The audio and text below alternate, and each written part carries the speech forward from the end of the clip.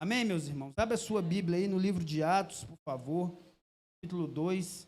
Nós vamos dar continuidade no sermão, livro de Atos. Fechar hoje, capítulo 2. Quem achou aí, fala amém. Amém, glória a Deus.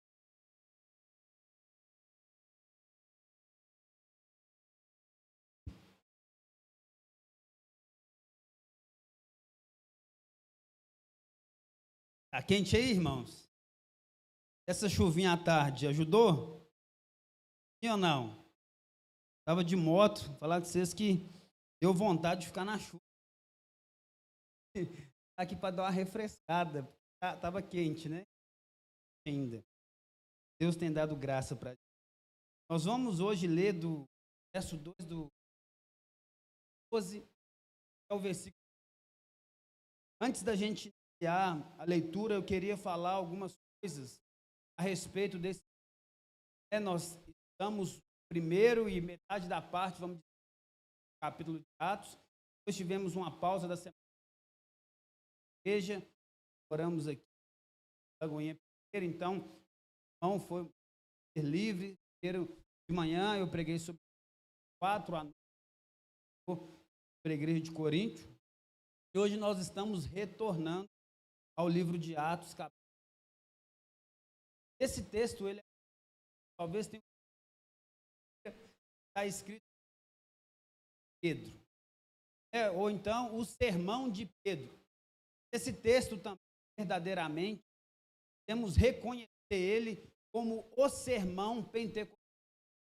Muitas vezes nós vemos uma forma de pentecostal nos apresentada, no ensinado, que não tem talvez coerência com o que esses homens viveram diante de Pentecostes. Vale lembrar que eles tinham falado de Espírito Santo, parte de profecia. É o capítulo. Esses homens começaram a falar em novas línguas casadas, foram idiomas que esses homens receberam. Foram um milagre de forma idiomática, na qual Deus tinha homens de todos os judeus ali, homens de todas as nações. O Pentecoste era uma festa que reunia essas pessoas, e as pessoas começaram a escutar a língua na qual eles falavam. Vamos dar um exemplo. Nós falamos português, vamos supor que nós estamos turco, grego, o americano, o espanhol fala a língua dele, mas nós estamos na nossa própria língua. Reconhecemos bem o milagre da audição, faz as pessoas conseguirem. Por quê? Se em Gênesis, na Torre de Babel, Deus usou de estratégia sobrenatural a língua para confundir aquelas pessoas, porque queriam alcançar um propósito particular de construir um edifício que tocasse ao céu. Em Atos capítulo 2, nós vemos Deus dando graça para aqueles homens que eram de tantas nações diferentes, para que eles pudessem se entender após a descer do Espírito, para que eles cumprissem o propósito no qual Deus tinha estabelecido para eles. Nós compreendemos que estava ali cerca de 120 pessoas, os discípulos, 120 pessoas no ambiente que chamava cenáculo. Então é diante disso que Pedro, após aquilo, ele começa agora a discutir, ele começa uma pregação, posição bíblica, na qual nós vamos compreender. Pedro, ele aplica 40% dessa pregação, dando textos bíblicos que já existiam. Lucas, ele relata para a gente, Pedro, ele usa o livro de Joel, ele usa o Salmo 16, ele usa textos que já eram de conhecimento ali dos discípulos, daqueles homens, e estava a própria palavra de Deus. Então, um sermão pentecostal, um sermão cheio da presença de Deus, é um sermão, a Bíblia é exposta.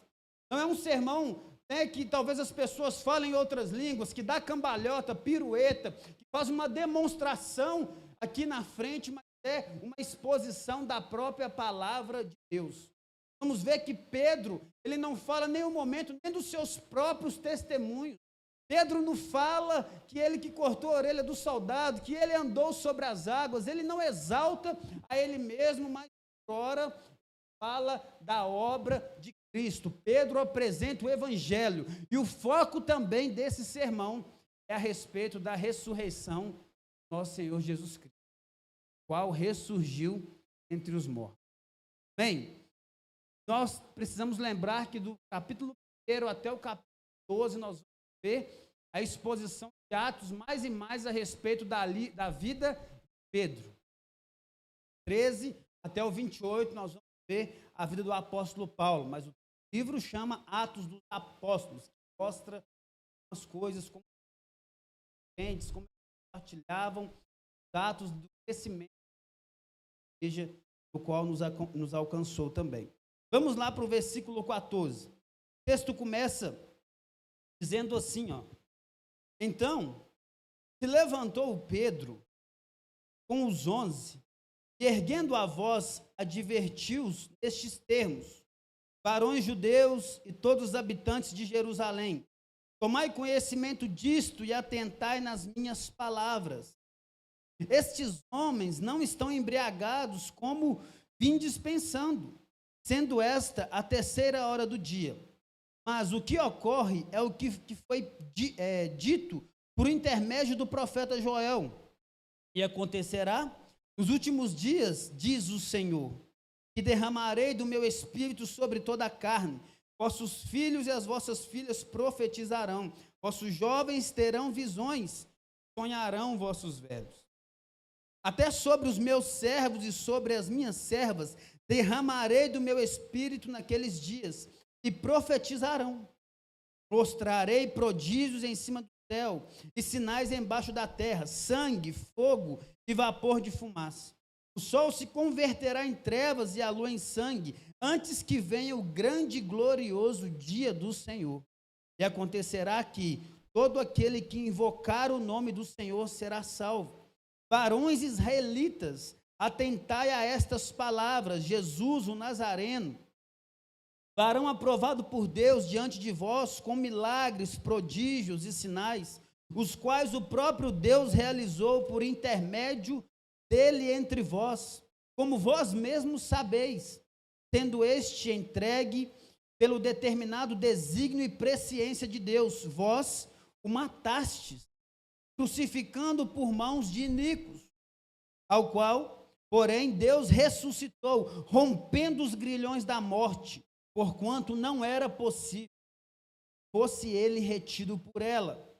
Porque a respeito dele, diz Davi: diante de mim via sempre o Senhor, porque está à minha direita, para que eu não seja abalado. Por isso se alegrou o meu coração e a minha língua exultou. Além disto, também a minha própria carne repousará em esperança, porque não deixarás a minha alma na morte, nem permitirás que o teu santo veja corrupção. Fizeste-me conhecer os caminhos da vida, encher-me-ás de alegria na tua presença. Irmãos, seja-me permitido dizer-vos claramente a respeito do patriarca Davi, que ele morreu e foi sepultado, e o seu túmulo permanece entre nós até hoje. Sendo, pois, profeta e sabendo que Deus lhe havia jurado que um dos seus descendentes se assentaria no seu trono, prevendo isto, referiu-se à ressurreição de que nem foi deixado na morte, nem o seu corpo experimentou corrupção. A este Jesus Deus ressuscitou, do que também todos nós somos testemunhas, exaltado, pois, à destra de Deus, tendo recebido do Pai a promessa do Espírito Santo, derramou isto que vedes e ouvis. Porque Davi não subiu aos céus, mas ele mesmo declara: disse o Senhor ao meu Senhor: assenta-te à minha direita, até que eu ponha os teus inimigos por estrado dos teus pés. Esteja absolutamente certa, pois toda a casa de Israel, que a este Jesus que vós crucificastes, Deus o fez Senhor. Vamos orar, meus irmãos. Jesus, obrigado pela tua palavra. Obrigado pela tua revelação, Pai, o qual é poderosa para juntas, medulas, penetrar na nossa alma, no nosso âmago, onde ninguém pode alcançar, Senhor. Onde nem a medicina, nem a psicologia, onde nenhum homem, nenhuma mulher, nenhum poder dessa terra pode alcançar. Mas o poder do Evangelho pode transformar o nosso desejo do nosso coração nessa é que nós saiamos daqui mais transformados, mais revelados pela tua palavra sobre os nossos corações. Nós precisamos de Deus, em nome de Jesus. Amém, queridos? Então vamos iniciar o início desse discurso, o início dessa pregação. Essa pregação, ela resultou de 3.000 pessoas. Você imagina 3.000 pessoas se rendendo a Jesus em um único sermão. Nós lemos aqui talvez em 3, 5, mas aqui Lucas ele busca registrar o que ele vê de mais importante nessa pregação. Hoje, infelizmente, muitas igrejas, muitas comunidades têm trocado a pregação por entretenimento, prazeres momentâneos. Você vai talvez numa reunião, 1 hora de música, de aviso, depois tem a apresentação, depois tem tudo e deixam 10 minutos pela exposição. Sendo que nós estamos vendo aqui que nós precisamos ter a primícia, nós precisamos desejar, almejar que a palavra de Deus seja exposta aos nossos corações. E já dizia que você não deve procurar uma igreja próxima da sua casa, você deve ter uma igreja próxima da palavra de Deus, uma igreja que revela o Evangelho. E muitas vezes, quando nós estamos do lado de cá, nos perdoe, porque nós não queremos que nós possamos, o nosso desejo é que nós não chateemos ninguém, que contamos BO, pecado das pessoas ou situações. Talvez alguma vez ou outra você, com um pastor, com um líder, com uma pessoa do conselho que vai pregar, naquela semana a sua situação vai ser exposta através da palavra, mas não através do pregador. Então, esse é um compromisso no qual o ministro, o pregador, ele precisa ter com a palavra de Deus. Nós não estamos aqui para falar o que as pessoas precisam ouvir. Nós estamos querendo ser um transmissor do que o Evangelho quer falar conosco, que a Bíblia quer transmitir para o nosso coração. Diante dessa realidade, muitas pessoas têm visto a igreja, visto a comunidade como teste. Você escolhe no cardápio. Não, eu vou no culto, pega história. Ah, não, eu vou no culto quando pega porque ele é muito. Eu vou no culto de Deus, mas não, ele está dando bambu. Nós não devemos olhar para isso. Nós temos uma primícia aqui, que é o quê? Pregar a palavra de Deus de forma direta, contínua, para que nós sejamos transformados. E o texto está dizendo aqui através de Lucas, então se levantou Pedro 11. Pedro, nós precisamos lembrar que Pedro é um porta-voz. O que é um porta-voz? É uma pessoa que representa normalmente um grupo, representa uma comunidade, representa algo, representa um grupo.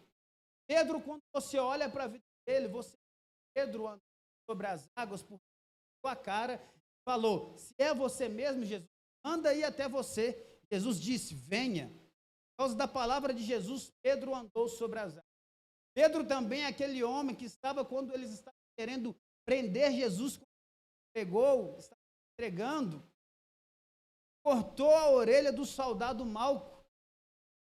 Jesus teve que ir lá fazer um milagre, colar a orelha daquele cara, para que as coisas continuassem conforme havia determinado.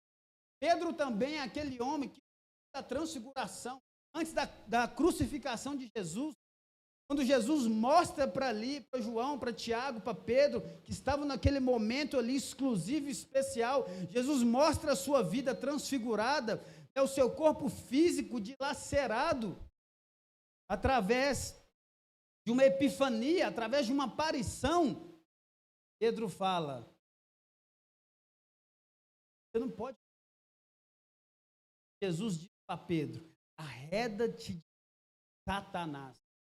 Pedro também é aquele homem que, quando Jesus pergunta para os discípulos: olha, eles estão dizendo que você é Elias, eles estão dizendo que você é Moisés, eles estão dizendo que você é fulano de tal. E Pedro diz: e vocês, quem dizem que eu sou? Pedro vira para Jesus e diz: você é o Cristo, filho do Deus vivo. Então ele era um cara, tipo, fosse um líder dos discípulos, que representava. E aqui está: Pedro se levantou com os 11 discípulos que estavam com ele. Ele se levantou para começar o seu sermão. E você imagina que loucura. Pedro estava, a Bíblia relata que se converteu 3.000 pessoas. Mas eu creio que ali tinha mais de 3.000 pessoas. Em um lugar aberto, e Pedro pregando o evangelho com a sua voz. Não existia microfone, não existia megafone, não existia aqueles radinhos que a pessoa coloca e fica lá na Praça 7 pregando, já viu? Para alcançar as pessoas. A pessoa começa a pregar para a voz dela ir mais longe, coloca um radinho de pintura aqui no cinto, prega. Não existia esse tipo de recurso. Pedro estava pregando, se levantou para pregar no gogó. Pedro falou sem nenhum recurso tecnológico. Ele estava falando com o maior dos recursos. Estava expondo a palavra de Deus. E não tem limite para alcançar o homem. Não é limitado a uma onda sonora, especificamente, a um decibéis. É a palavra de vida eterna. Então Pedro, ele se levanta e o texto continua dizendo: e erguendo a voz advertiu-os nestes termos: varões judeus e todos os habitantes de Jerusalém, tomai conhecimento disto e atentai nas minhas palavras. Pedro estava pregando para gentios, para pessoas que não se convertiram. Pedro começa a ensinar para esses homens um princípio que às vezes nós não entendemos. O princípio do culto. A Bíblia diz que nós devemos entregar o nosso corpo a Deus como sacrifício vivo. O culto, ele é racional. O culto, ele tem uma hora para iniciar, ele tem uma hora para terminar. E nós precisamos estar atentos à palavra de Deus, porque nós somos sujeitos a vir para um culto e ficar com a nossa mente lá na casa, diante de dificuldades, de desafios. Ou então você já está pensando no trabalho de amanhã. Basta cada dia o seu mal. O amanhã pertence a Deus. Ninguém nos garante que nós vamos estar amanhã. Então Pedro está ensinando e mostrando para aqueles homens: olha, atentai para as palavras que eu vou dizer para vocês. Vocês que estão aqui na multidão, essas palavras são as mais importantes que vocês vão ouvir nesse dia de hoje. Então fiquem alertas, fiquem espertos. Era isso que Pedro estava imprimindo diante do seu sermão para aqueles homens. Se você estiver no WhatsApp, no Telegram, no Instagram, no Facebook, desliga, prestem atenção nas palavras que eu vou dizer. Se fosse nos dias de hoje, Pedro falaria isso. Põe o seu telefone no bolso, a não ser que você esteja trabalhando na comunicação, porque eu vou dizer algo para vocês aqui, que é muito especial, e tem poder para salvar vocês do inferno. Era isso que Pedro estava dizendo, para eles atentarem. E o versículo 15, diz assim, continuando: estes homens não estão embriagados, como vindes pensando, sendo esta a 3ª hora do dia. Pedro, ele começa também esse sermão, na sequência, fazendo uma defesa da descida do Espírito. Aqueles homens, nos versos anteriores, se você ler aí 12, versículo 13, esses homens zombaram daqueles homens que estavam experimentando aquele poder do Espírito. Falou: rapaz, esses caras aí estão tudo louco. Estão falando língua lá, e a gente não está conseguindo entender nada. Por quê? O milagre da audição foi para quem experimentou o Pentecoste. Quem estava de fora não recebeu. Não foram todas as pessoas que estavam, vamos dizer assim, pessoas presenciaram, por isso que eles falaram: esses homens estão bêbados. Mas nós precisamos compreender que esses homens estavam numa festa, que chama Pentecoste. Uma festa que acontecia 50 dias após a Páscoa, festa das semanas, festa da colheita nas quais nós conhecemos.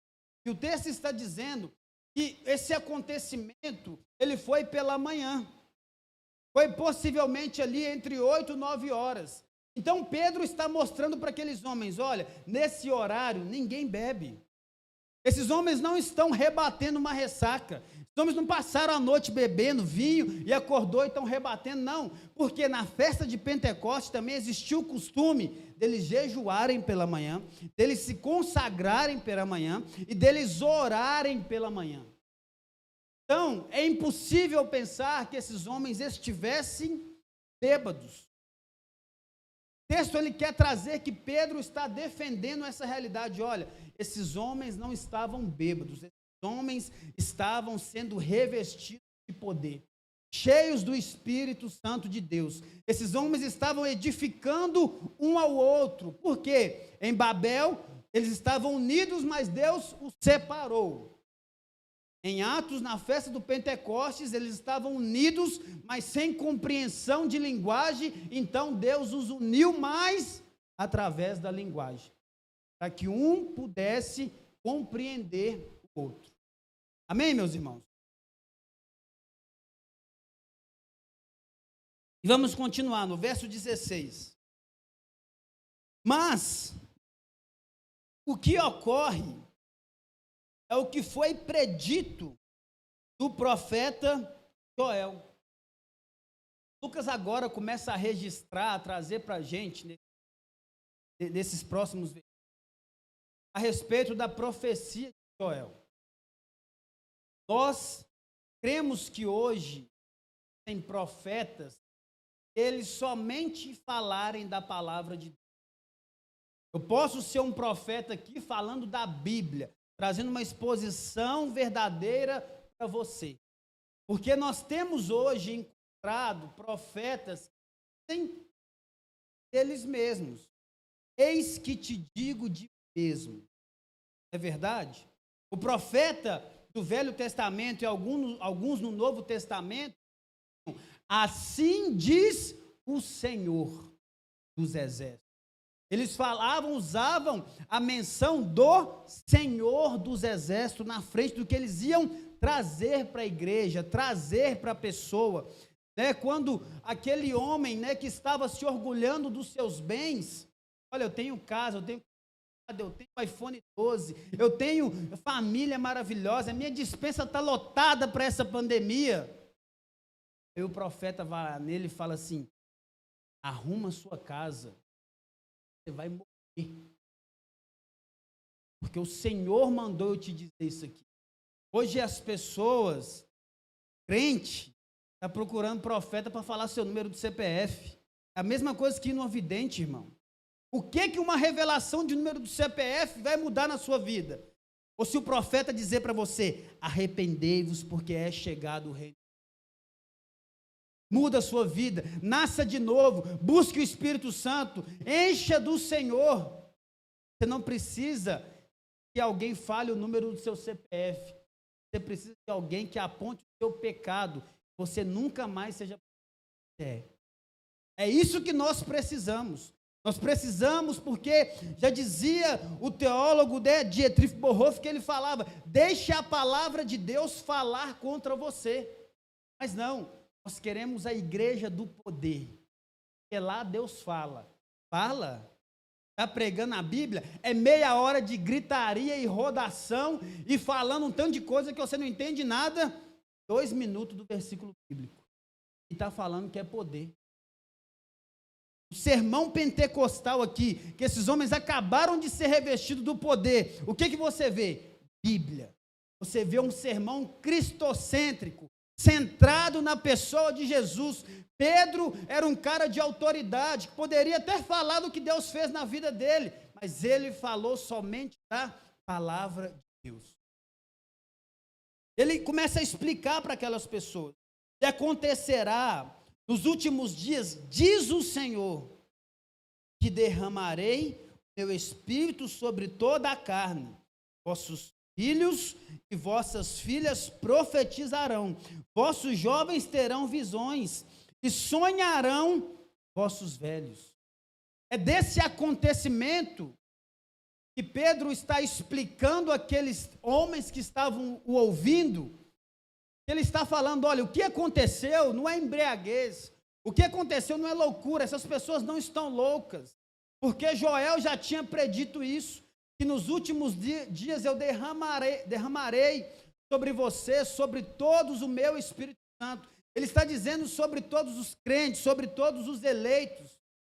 E esses sinais que ele está dizendo que acontecem, sonhos, nós precisamos compreender, porque isso aconteceu já há um tempo.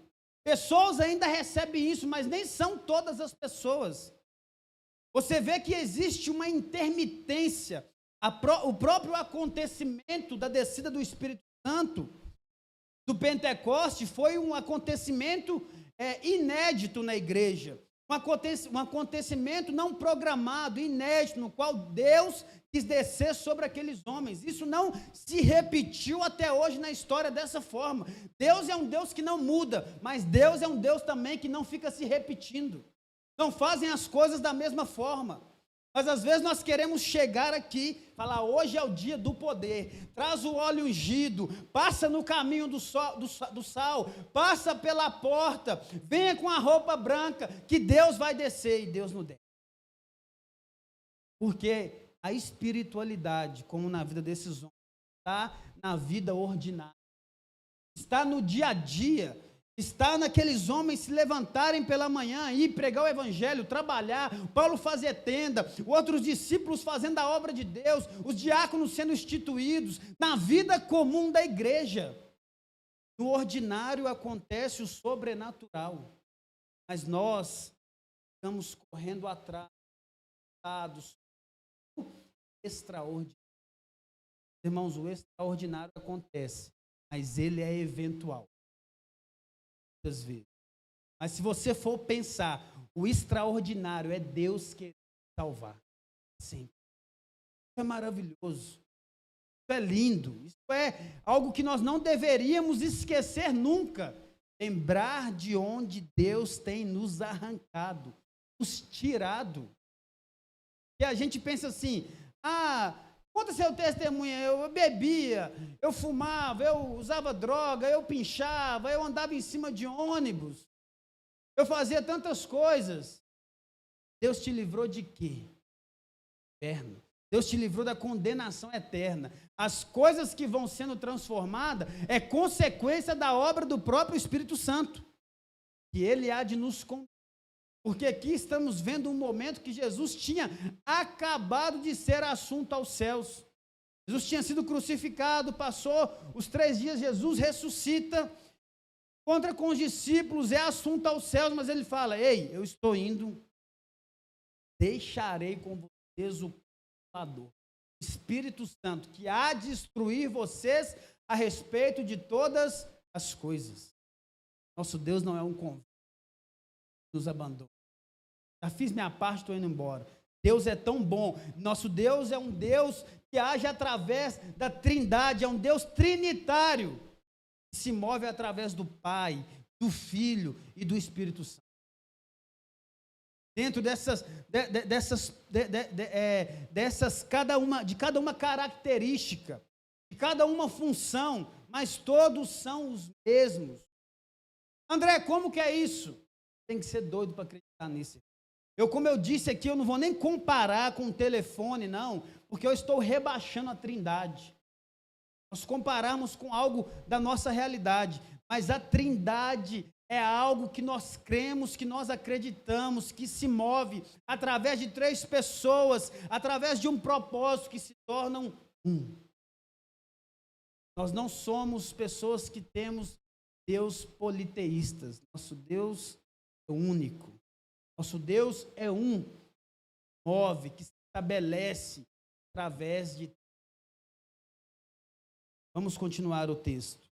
E ele continua dizendo assim, verso 18. Até sobre os meus servos, sobre as minhas servas, derramarei do meu espírito naqueles dias. E profetizarão. Olha para você ver que lindo. As pessoas que são alcançadas através do poder de Deus são os servos e as servas.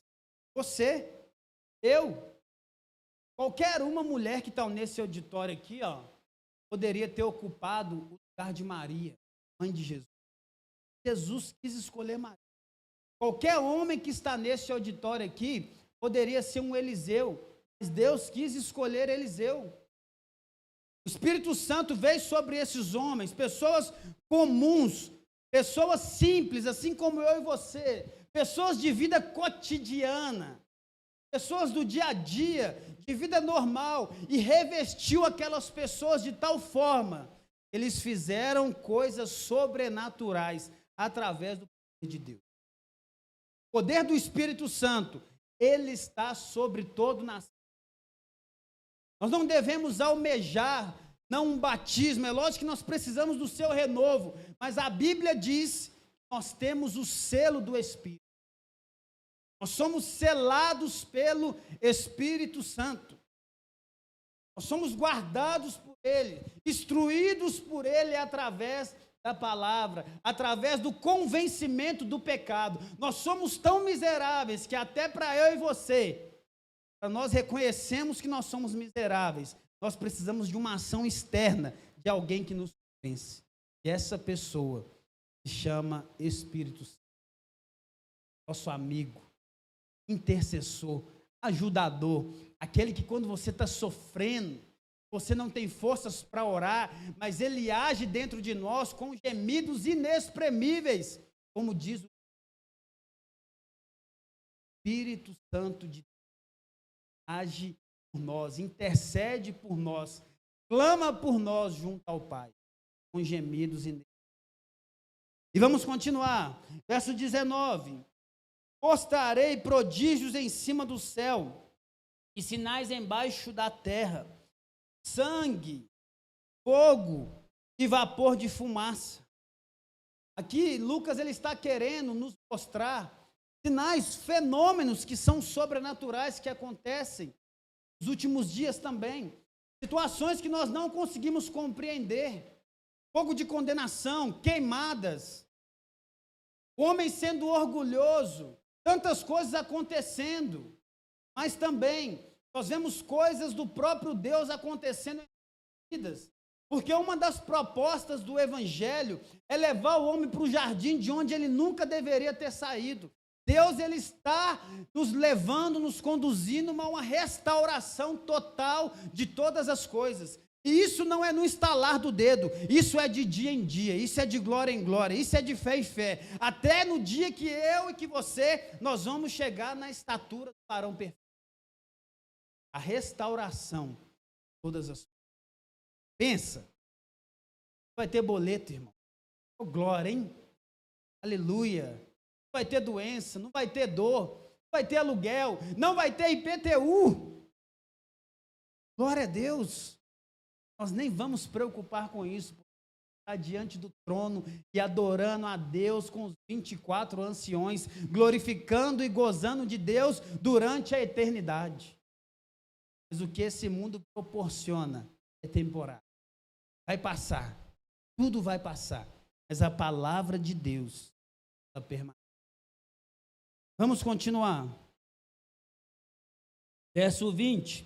O sol se converterá em trevas e a lua em sangue, antes que venha grande e glorioso dia do Senhor.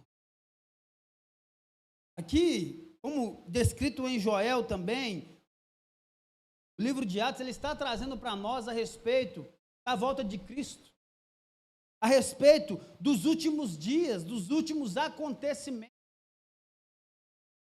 a respeito da escatologia, da volta do nosso Senhor Jesus. Nós como crentes, como cristãos, filhos de Deus, nós precisamos levantar pela manhã, com uma expectativa no coração, pensar assim, será que é o...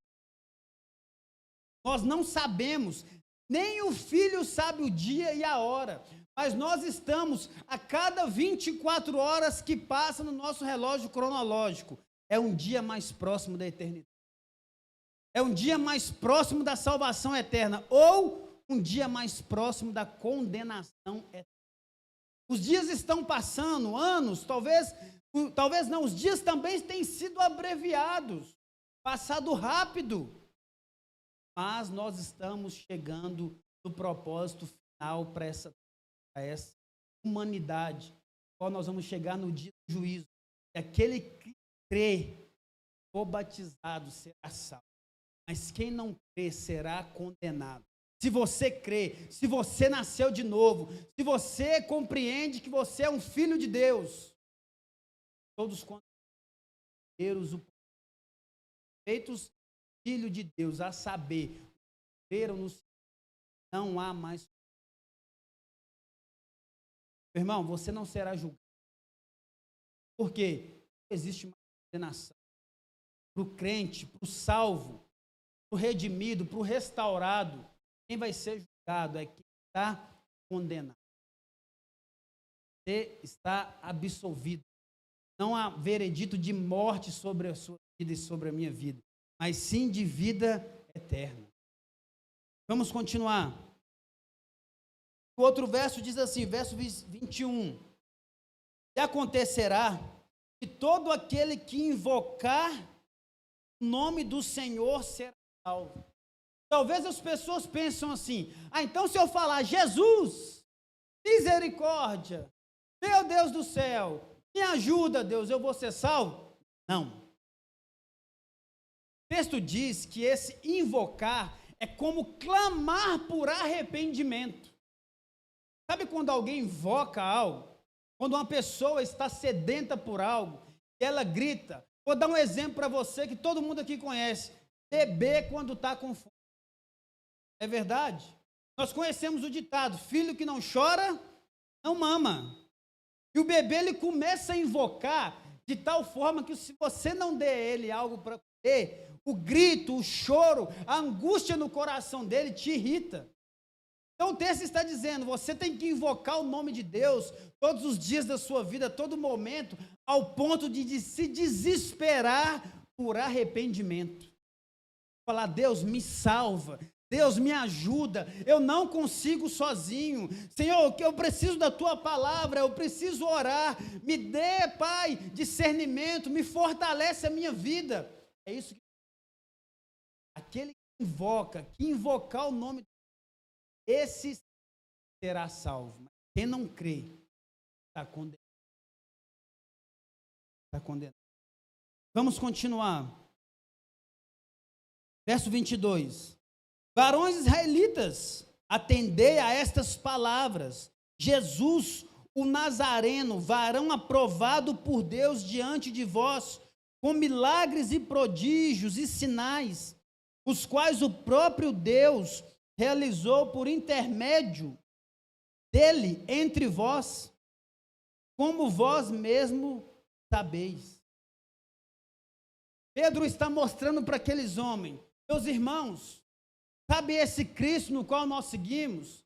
Sabe naquele dia no qual ele estava dentro de uma casa e as pessoas precisavam levar um homem para que ele fosse curado. Eles subiram pelo telhado, abriram, arrancaram as telhas e desceram aquele homem. É desse homem que nós estamos falando. Vocês testemunharam, e deixa eu dizer para vocês, vocês são indesculpáveis. Porque vocês viram o verbo vivo, vocês viram o Filho de Deus manifestando em glória e em poder.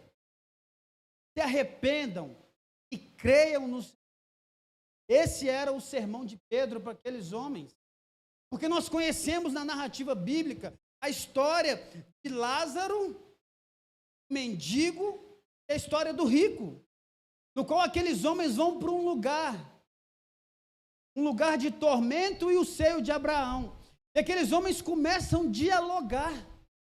E o pobre, ele fala, Lázaro, por favor, molhe um pouquinho de água, refresque aqui os meus lábios, esse lugar aqui é terrível, mas por favor, peça que as pessoas lá avisam aos meus familiares a respeito dessa realidade. Eles vão aqui se padecer igual a mim. Ele disse, eles não ouviram o profeta. se eles não se arrependeram, com Moisés pregando, não adianta um morto ir. Se vocês não se arrependem, vendo as obras de Jesus, os milagres, as curas, as maravilhas de Deus, vocês serão condenados. Se nós não nos arrependemos, olhando para a Bíblia, ver a graça de Deus sobre as nossas vidas, a salvação, o amor, a restauração, a reconciliação que há disponível no sangue de Jesus, nós estamos com. É isso que Pedro está mostrando. É isso que Lucas está registrando para que nós precisamos compreender. O que foi dito no sermão pentecostal. Vamos continuar. Verso 23 diz assim, ó. Sendo este entregue pelo determinado desígnio e presciência de Deus. Meus irmãos, nós confundimos às vezes a predestinação com a predestinação é Deus de antemão predestinou pessoas para serem salvas. Nós cremos. A todos o quanto os chamou também os predestinou. Mas aqui, Pedro, ele está falando a respeito da presciência de Deus. E o que é isso? Presciência, né, está o quê? É um pré-conhecimento. Deus já sabe das coisas que vão acontecer. Para nós é novidade. Mas diante dessa presciência também, o que nós vemos no texto aí, continuando, vós o matastes crucificando por mãos de iníquo. Deus mostra para mim e para você algo que se chama responsabilidade humana. Olha, Deus já sabia, mas vocês são responsáveis por assassinar o Filho de Deus, por causa do seu pecado. Eu e você também. Se você não se arrepender hoje, se você não buscar ser salvo, talvez você não tenha outra oportunidade. Nós que matamos o Filho de Deus por causa dos nossos pecados. Ele não foi preso, ele foi entregue. Foi romanos que o prenderam, cuspiram, bateram nele, crucificaram ele. Mas o que matou Jesus foi o pecado da humanidade. Todos pecaram, destituição da glória de Deus. O que matou Jesus foi a angústia de o Pai que estava em eternidade com ele, ter que virar o rosto para ele naquele dia da crucificação. Foi isso que matou Jesus. O nosso pecado levou o Filho de Deus para a cruz. Porque nós lemos no texto que nem a morte pôde detê-lo. Nossos pecados mataram, mas a esperança na qual há em Jesus fez ressuscitar e nos trouxe vida também. Porque se com eles morremos, com ele também nós seremos ressuscitados. Bem, vamos continuar, meus irmãos. Nós estamos acabando, estamos já. 24. Ao qual, porém, Deus ressuscitou, rompendo os grilhões da morte, porquanto não era possível fosse ele retido por ela. Olha para você ver, foi o que eu disse aqui. Nem a morte, nós temos o hábito de falar, né? Há jeito para. Verdade, não existe ditado? Para tudo tem um jeito, meu filho. Como fala? Então não tem jeito para a morte. Jeito para a morte. Jesus, ele nos mostra esperança através da sua vida, que ele venceu, ele rompeu os grilhões da morte. A morte não conseguiu deter naquele sepulcro. Ele ressuscitou e apareceu e se apresentou aos seus discípulos e foi assunto aos céus e ele vai voltar. Porque a morte não foi tão poderosa para deter o Filho de Deus. Jesus venceu a morte. Amém? Por isso que a gente sobre a morte venceu. Jesus triunfou sobre a morte. A morte é algo que nos traz medo. Se eu perguntar aqui agora, alguém quer morrer aí, gente? Não. Por quê? Nós temos medo da morte. Nós somos fixados nessa vida. Nós nos tornamos, às vezes, com muita expectativa nesse mundo. Mas nós precisamos aprender que morrer em Cristo é algo glorioso. Porque a Bíblia diz que Deus tem prazer na morte dos santos, dos seus eleitos, porque Ele recolhe com alegria. Venha para o meu gozo, venha para o meu reino.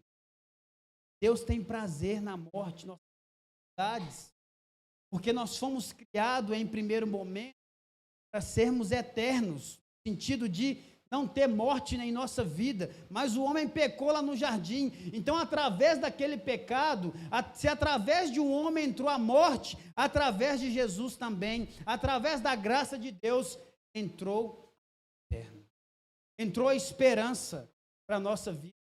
Nós estamos aqui porque o Evangelho é a única, vamos dizer assim, religião que proporciona uma vida de eternidade, o resto, balela. Vai falar que você vai vir de macaco, vai vir de mulher na próxima geração. Não, você vai para o purgatório, você vai ser absolvido. Fica tranquilo, curte a vida, seja feliz. Aproveite os seus dias. Lembra-te, pois, do teu Criador, os dias da tua mocidade. Antes que venham os maus dias e nós vamos dizer, não tenho mais nele. Às vezes as pessoas pensam assim, vou esperar aposentar, André, eu vou ter tempo. Irmão, você vai morrer, possivelmente, mas aposentar hoje está difícil. Mudaram a lei, a reforma trabalhista piorou o negócio. Você está achando que você vai viajar? Você vai para o máximo para Caldas Novas e aquelas excursões do Sesc, hein? Vai ser difícil, mas nós estamos fixados, pensando assim, não, é agora que eu vou viver. Vamos estar com o nosso corpo debilitado, porque senão, Salomão ele não dizia, lembra-te, pois, da sua mocidade, lembra-te quando você é forte, você é jovem, você consegue aproveitar, porque vai chegar o dia, tem que tomar remédio, porque a sua alimentação é horrível, vai chegar o dia, você vai ter que tomar centro polivitamínico, porque seu organismo não está absorvendo mais vitaminas de forma necessária. Então, nós precisamos lembrar agora, é hoje. Vamos continuar, meus irmãos. E agora, verso 25 em diante, ele começa a citar o Salmo 16. Se você abrir aí na sua Bíblia, se você quiser abrir, vamos abrir. O Salmo 16 é o mesmo texto no qual Pedro ele emprega nesse sermão e Lucas registra. Abra a sua Bíblia aí no Salmo 16 para a gente ler. Para a gente ver que lindo isso. A Bíblia própria explicando ela mesma.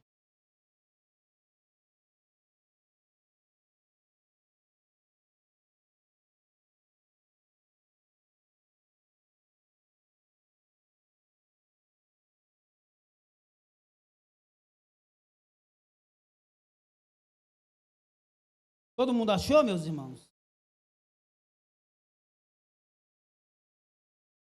Quem achou aí, fala amém.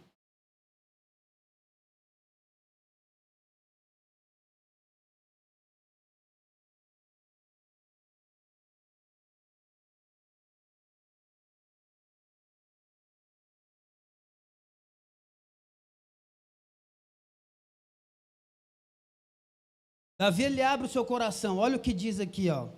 Salmo 16. Guarda-me, ó Deus, porque em ti refugio. Digo ao Senhor, tu és o meu Senhor. Outro bem não possuo, somente a ti. Quando os santos que há na terra, são eles os notáveis, os quais têm o meu prazer. Muitas serão as pernas dos que trocam o Senhor por outros deuses. Não oferecerei libações de sangue, e os meus sábios não pronunciarão o seu nome. O Senhor é a minha porção, a minha herança e o meu cálice. Tu és o arrimo da minha sorte. Cai-me as divisas dos teus, caem as divisas em seus lugares amenos. E muito linda a minha herança. Bendiga o Senhor que aconselha, pois até durante a noite o meu coração ensina. O Senhor tenho sempre na minha presença, estando Ele à minha direita. Agora ele começa a citar. não serei abalado. Alegra-me, pois, o meu coração, e o meu espírito exulta, até o teu corpo repousará seguro. Não, pois não deixarás a minha alma na morte, não permitirás que o teu santo veja corrupção. Tu me farás ver os caminhos da vida, na tua presença a plenitude de alegria, e na tua destra delícias perpétuas.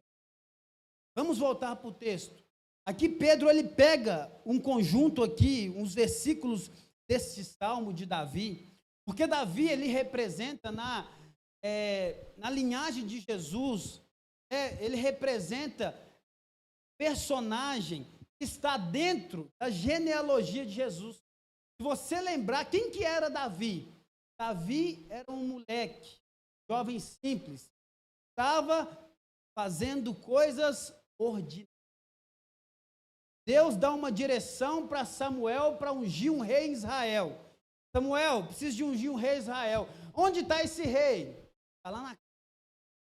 Samuel vai na casa de Jessé, procura o rei. E aí os irmãos de Davi estão lá, fortes, bonitos. E Jessé coloca os irmãos de Davi diante de Samuel e ele fala: Jessé, não está aqui o rei de Israel no qual Deus mandou eu falar com ele. Tem mais alguém aí, Jessé? Jessé fala: Davi, ele está lá apacentando as ovelhas. Davi estava rasgando, matando o animal, na força do Senhor. Porque como que você pensa, um animal selvagem, bravo, uma fera, se encontrar com um jovem, fraco fisicamente, mas aquele jovem protegia as ovelhas. Davi estava treinando nos bastidores o que ele fazia no seu reinado, mas ninguém estava vendo. O que você e eu nós fazemos no bastidor, atrás das cortinas, no nosso quarto em oração, no nosso devocional, ninguém vê. Mas o que Deus vai fazer em nossa vida pode ser exposto a público. Certo dia, apareceu Davi diante de Samuel e Samuel falou: esse é o menino. Esse que vai ser ungido rei de Israel. Davi, certo dia, estava levando a marmita, né? Quem já levou marmita? Aquela quentinha de alumínio amarrada com pano de prato, garfo e uma faca. Davi estava levando alimento para os seus irmãos. E aí o homem começa a zombar da nacionalidade dele, zombar da sua família, zombar ali. Ele fala: quem que é esse incircunciso? Essas pessoas estão falando da geração de Deus. E aí Davi vai ter um confronto com esse homem, qual nós conhecemos. E aquele homem despreza Davi. Aquele homem chega com espada, com escudo, com armadura. Davi leva uma funda, umas pedras. Davi fala: você vem a mim com espada, escudo, pedra, mas eu vou diante de ti no nome do Deus vivo. Davi derrota aquele homem, mata aquele homem, através de uma pedrada.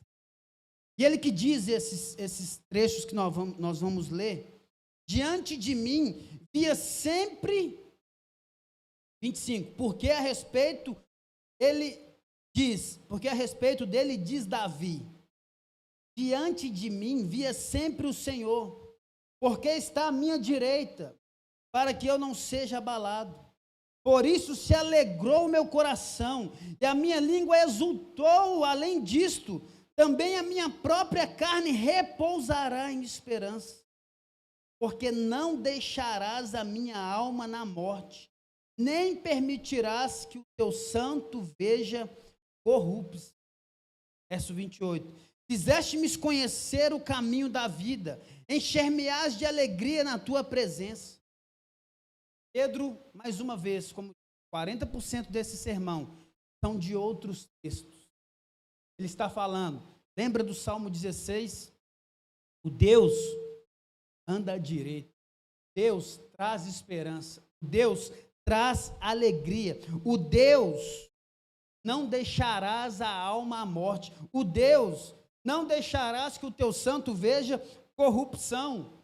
Deus, que me faz ver os caminhos da vida, na tua presença, a plenitude de alegria. Esse é o nosso Deus. Não estou falando que o Salmo 30 também, verso 5, o choro dura uma noite, mas você vem pela... Irmãos, o choro vai durar dias, meses. Vamos ter dificuldades. Mas nós precisamos agarrar ainda mais no Senhor, porque nós precisamos dEle. Nós precisamos deleitar dEle em todos os momentos da nossa vida. Davi, ele se jubilava diante de Deus quando as coisas estavam indo bem, mas também quando ele estava sendo perseguido por Saul. Ele clamava a Deus: eu não quero matar esse homem, porque esse homem é homem de Deus, foi o Senhor que constituiu, e Deus já tinha desconsiderado o reinado de Saul. E Davi tratando aquele homem com honra, aquele homem perseguido. Davi faz uma aliança com Jonatas. Jonatas fala: sai daqui, Davi, que meu pai quer te matar. Mas depois, através dessa aliança também, Davi, a família dele manda lembrar de Mefibosete. Há, porém, alguém da descendência de Jonatas para que eu possa agir.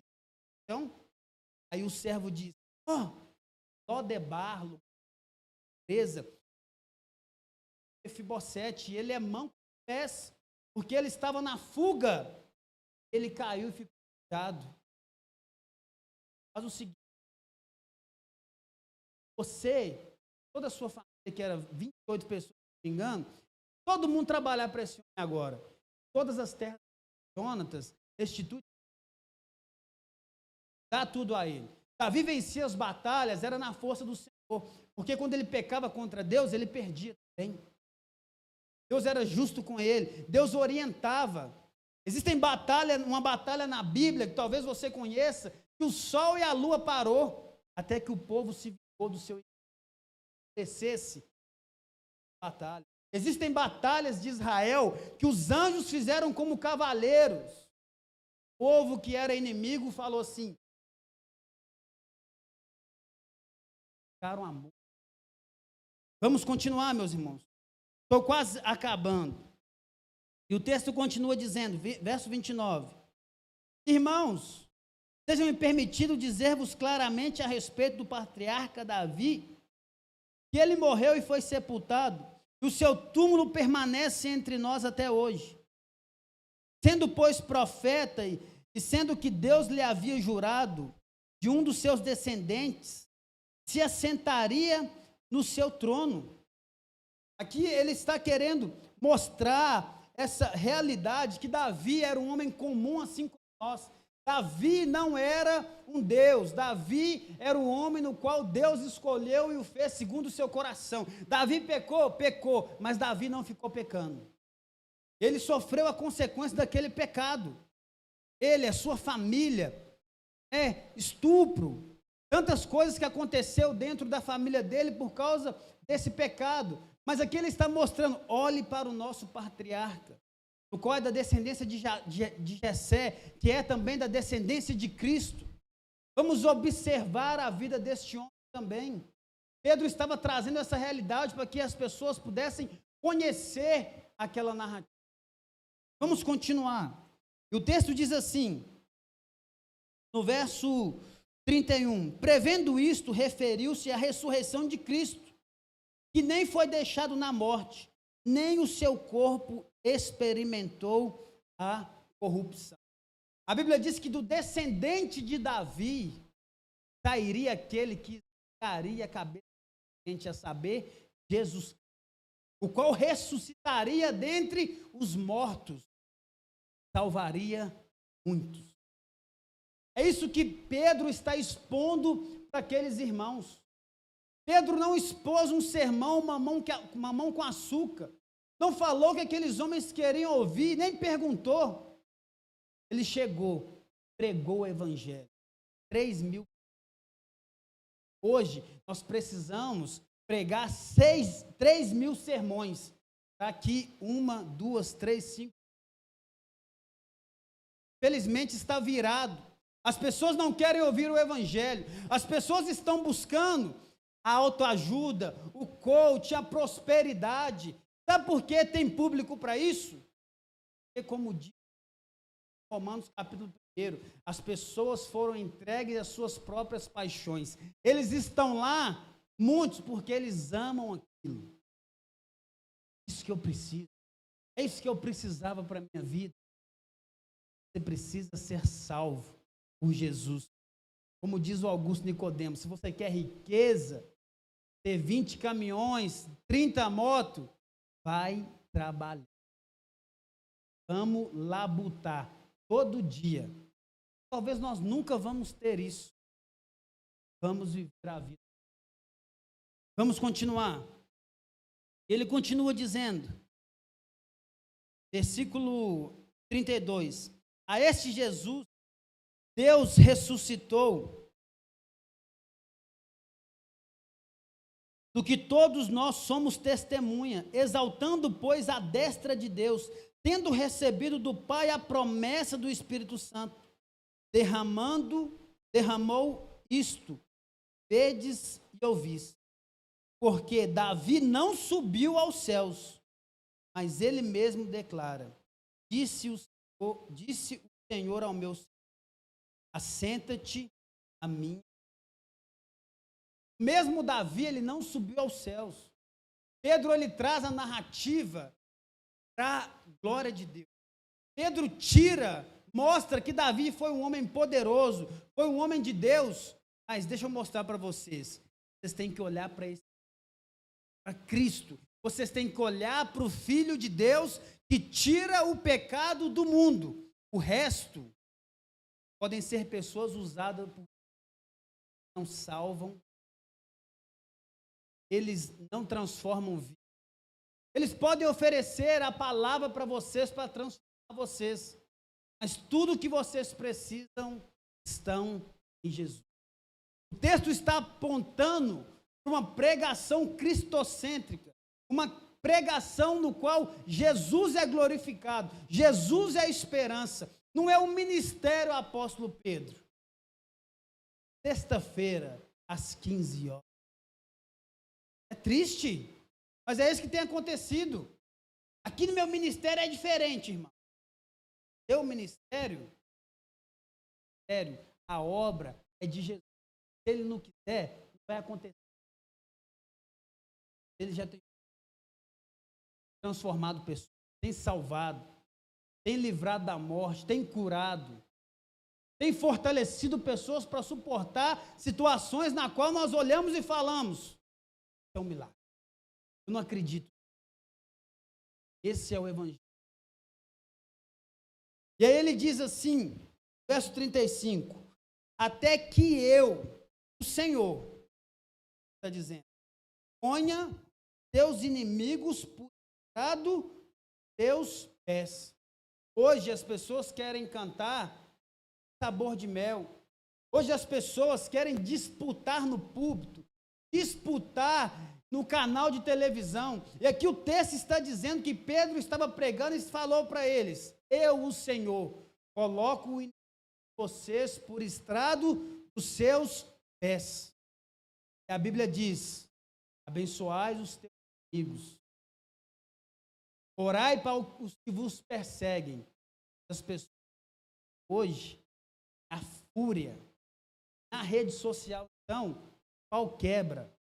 Agora, nessa semana, acredito que você vai votar nesse cara. Eu quero ver no Natal se você vai sentar na frente e comer o frango, ou vai pedir perdão para ela, ou vai ficar fingindo que não aconteceu nada. Nós não devemos fixar em candidato. Você pode ter o seu respeito a outra pessoa, mas é Deus quem vai levantar as pessoas e vai colocar aonde Ele quer colocar. É Deus que vai humilhar também a pessoa por causa da ganância, porque Deus ele abate ao soberbo, mas Ele concede a sua graça aos humildes. E o texto encerra, seja absolutamente certa, pois toda a casa de Israel, e a este Jesus que vós crucificades, Deus o fez Senhor Pedro encerra o seu sermão, exaltando mais e mais a Deus. Ei, esse homem que vocês colocaram, o Deus Todo-Poderoso, fez Cristo, resposta para o pecado. Fica de pé no seu lugar, meus irmãos, vamos orar. Veja sua cabeça.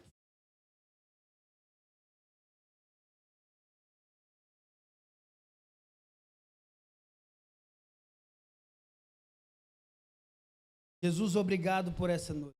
Obrigado pela tua palavra, Pai. Como aplicação prática, nos ajude a ser cristocêntrico. Ajude, Pai, a Lagoinha Pedreira a pregar o evangelho a tempo, a fora de tempo, quer oportuno, quer insta, quer não. Que nós não venhamos falar de nós mesmos, mas que nós venhamos falar da tua obra, que nós venhamos falar, Jesus, do evangelho que salva, que transforma, dessa palavra que é mais atual que o jornal que vai ser impresso nessa madrugada, Senhor. Nós viemos falar disso, falar do poder de Deus. O resto é balela, o resto é encheção de linguiça. Mas o evangelho é poder de Deus. O evangelho, da mesma forma que é uma loucura, é ele quem transforma, é ele quem traz esperança, é ele quem traz vida, é ele a única esperança para a humanidade caída. Que o evangelho venha nos transformar, Deus. Que a paz do Senhor Jesus, que o teu Espírito Santo, o amor de Deus seja com a tua igreja, Pai, hoje, até na eternidade, porque nós precisamos do Senhor, em nome de Jesus. Amém, meus irmãos? Se você tiver o desejo de ofertar ou dizimar, a irmã está lá atrás com a salva, com a maquininha também. Nós vamos estar aqui, eu, Diniz, Gabriel, pessoal, quiserem conversar. Deus abençoe, em nome de Jesus, tá bom?